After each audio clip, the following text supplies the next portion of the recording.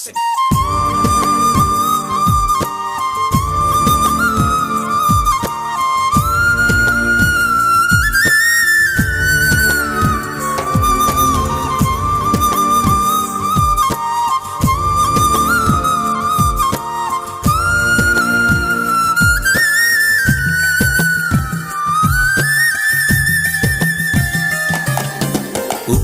கடலோடு மேகம் உற்பத்தியானாலும் உப்பு தண்ணீரை மேகம் ஒருபோதும் சிந்தாது.